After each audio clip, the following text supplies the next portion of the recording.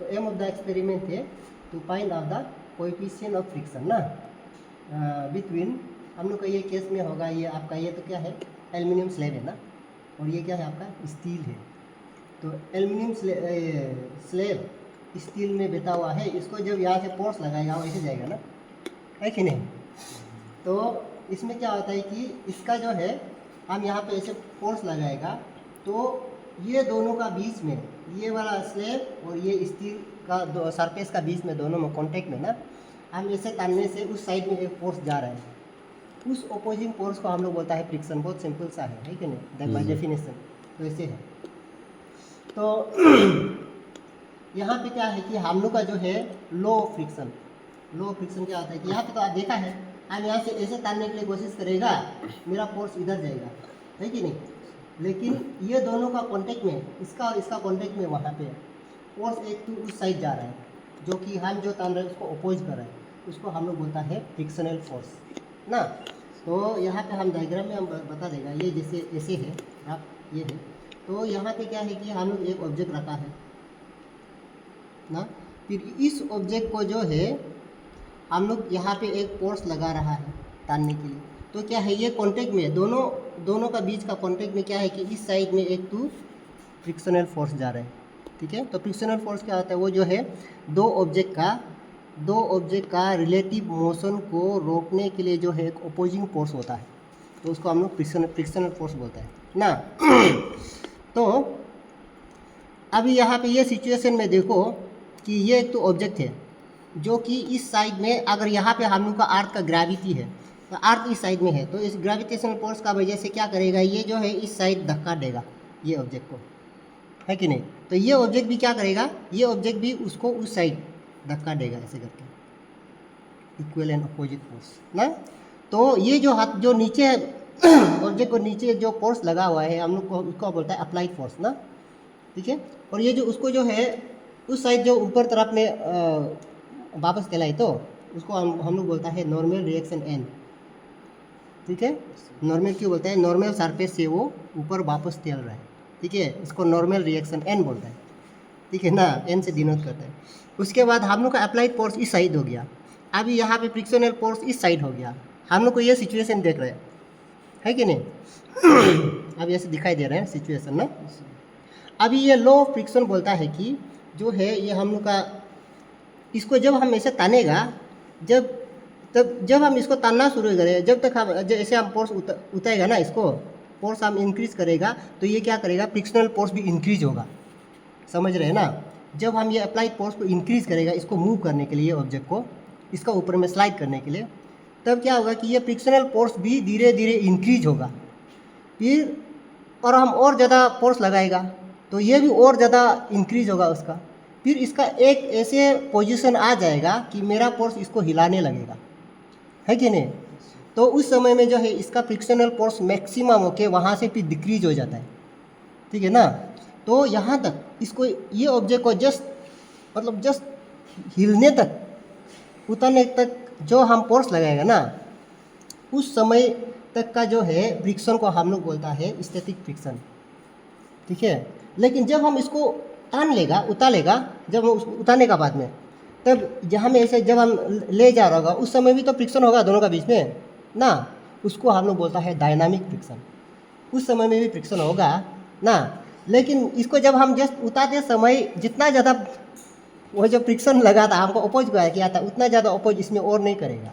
हम बोला है ना, इसमें क्या करता है, हम जब फोर्स को स्टार्ट करता है तो वो भी जो है अपना मतलब रेजिस्टेंस इंक्रीज करता है। तो क्या करता है कि ये मैक्सिमम रेजिस्टेंस में जाके उसका बाद में ये फिर डिक्रीज हो जाता है। फिर बाद में क्या होता है, जब ये मोशन में हो जाने से कांस्टेंट हो जाता है, कौन, कोएफिशिएंट ऑफ फ्रिक्शन, ठीक है। तो इसमें मतलब फिजिक्स ऐसे है इसमें, ठीक है ना। तो हम लोग क्या करेगा ये एक्सपेरिमेंट में हम लोग जो है वही कोएफिशिएंट ऑफ फ्रिक्शन को निकालेगा। हम लोग क्या करेगा, इसको देखो, उसका बाद में क्या है कि इसको ये वाला फोर्स को हम क्या कर सकते हैं, यहाँ से एक रस्सी एक्सटेंड करेगा, है कि नहीं, इसका जैसे यहाँ से एक रस्सी एक्सटेंड करेगा और यहाँ पे हम एक तो पुली रख देगा और ये पुली से ऐसे करेगा, और ये वाला फोर्स को क्या करेगा कि हम यहाँ पे एक तो वेट लगाएगा, ठीक है, यहाँ एक वेट लगाएगा, वो वेट का वजह से ये फोर्स होगा ना। फिर इसका ये खुद का वेट का वजह से इसमें आपका नॉर्मल रिएक्शन होगा, है कि नहीं। फिर लो फ्रिक्शन बोलता है क्या, वो जो फ्रिक्शन जो है, frictional force is directly proportional to the normal reaction, ऐसे बोलता है। ये आप लोग क्लास में पढ़ा है, ऐसे था ना, frictional force is directly proportional to the normal reaction. ये जो क्या होता है mg, ठीक है, क्या है नीचे साइड फोर्स है ना, W क्या होता है वो m1। देखो यहाँ पे दो ऑब्जेक्ट लगाएगा हम लोग, ये एक ऑब्जेक्ट हो गया और वो नीचे में एक ऑब्जेक्ट हो गया, ठीक है। इसको मैं बोलता हूँ m1, ठीक है। उसको यहाँ पे जो लग रहा है, ये जो नीचे तरफ फोर्स दे रहा है, उसको मैं बोलता हूँ W1, ठीक है। तो यहाँ पे भी तो एक मास लगाएगा ना, है कि नहीं, तो इसको मैं बोलता हूँ m2। फिर ये भी तो ये मास का वजह से इस साइड नीचे फोर्स होगा, है कि नहीं, तो उसको मैं बोलता हूँ W2, ठीक है। और W क्या होता है, वेट क्या होता है, फोर्स होता है कि नहीं, तो m2g ऐसे होगा ना। तो यहाँ क्या है कि यहाँ एक मास है, यहाँ एक मास है कि नहीं, दो मास है। तो मैं क्या करने वाला हूँ कि ये जो फोर्स है, ये जो अप्लाइड फोर्स है, ये अप्लाइड फोर्स को जो है ये मास का थ्रू में डालते जाऊँगा, ठीक है। यहाँ में ऐसे इसको रख देगा और इसको जब हम दोनों अगर बैलेंस होगा ये दोनों, इसमें हम जो वेट को बढ़ाते रहेगा तो क्या करेगा, ये वेट बढ़ाते रहेगा तो ये फोर्स बढ़ेगा, ठीक है। ये फोर्स बढ़ेगा तो क्या होगा, ये मूव करना शुरू करेगा। जब ये जस्ट स्टार्ट होगा उस समय में जो है फ्रिक्शनल फोर्स जो है मैक्सिमम होगा, है कि नहीं। तो ये फ्रिक्शनल फोर्स का जो है लो ना, लो ऑफ स्टैटिक फ्रिक्शन ना। तो frictional force equal to direct proportional to the normal reaction. तो ये प्रोपोर्शनलिटी साइन को हम हटाने के लिए क्या करता है, F equal to mu N, ठीक है। तो F equal to mu N, तो म्यू को हम निकाल सकता है। म्यू क्या होगा आपका F बाई एन, है कि नहीं। फिर यहाँ आप देख रहे हैं ये जब जस्ट हिलने के लिए शुरू करेगा उस समय को जो है F इक्वल टू F, ये कंडीशन हो जाता है, ठीक है। ये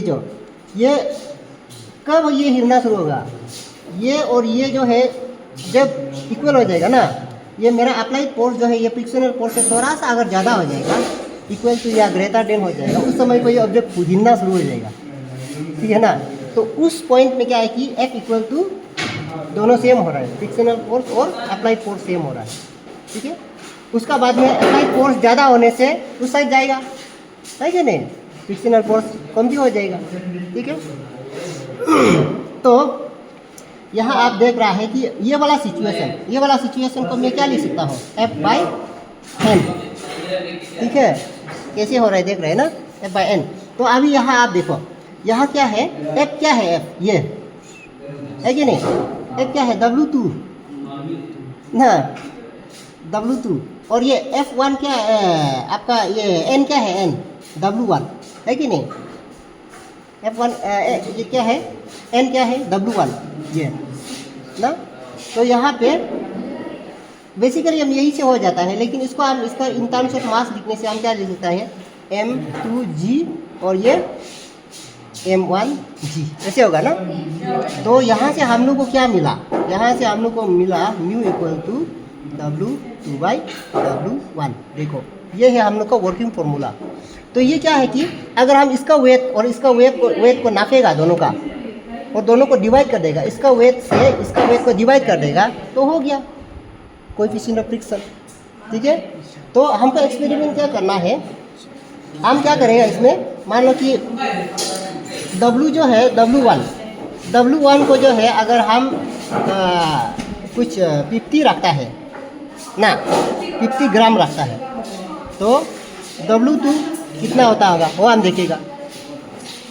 W2 को हम लगाते जाएगा, उसका बाद ये 50 को जो है यहाँ ऐसे जाने के लिए ना, मूव करने के लिए जो है उसमें जो है कितना वेट हमको डालना पड़ेगा, ठीक है।